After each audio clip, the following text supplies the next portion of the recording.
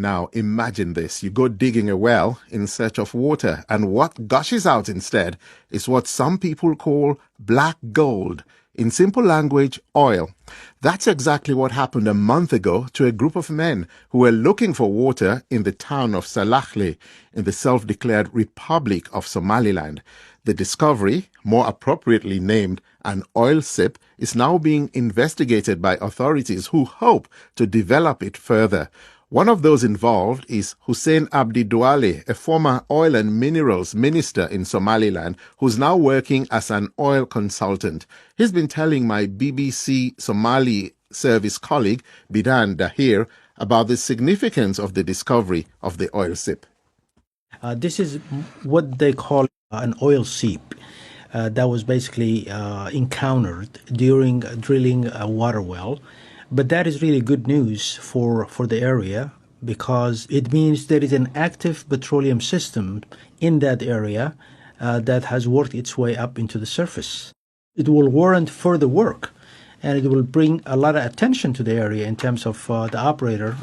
Okay, and there's significant international interest towards potential oil in Somaliland. We see Taiwan already involved in oil exploration in Somaliland. But can this also bring some problems for Somaliland, like from China or geopolitics, if that goes ahead? Well, we just don't have any control over what China will think, or, what the other countries will think. What we really have to focus on is what is in the best interest of Somaliland. This is not politics. This is purely an engagement and an agreement based on alliances, based on, economic interest, because neither Taiwan is recognized, nor Somaliland is recognized. So this is just basically a relationship that has to basically develop into something that is mutually beneficial for both countries. Taiwan doesn't really have any hydrocarbon assets, and this, hopefully, if there is a discovery in Somaliland, will go a long way to really meet their needs. And the same thing goes for Somaliland. We will be able to really basically monetize what resources we can find there, and be able to really basically develop our country.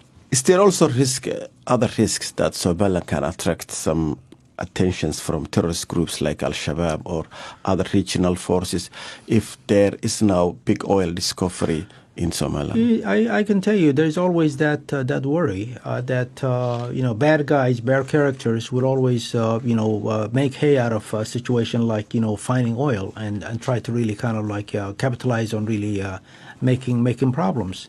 But Somaliland just has been through many years now without a single incident of any kind of terrorist activities.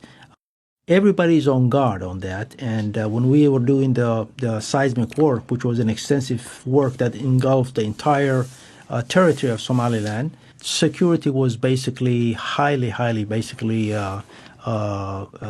increased to make sure that we don't really run into a single incident, and we did not. The operations that's going to take place will be highly protected. How do you make that people benefit from these business deals of oil companies? As you know, there's a lot of examples of bad governance in Africa.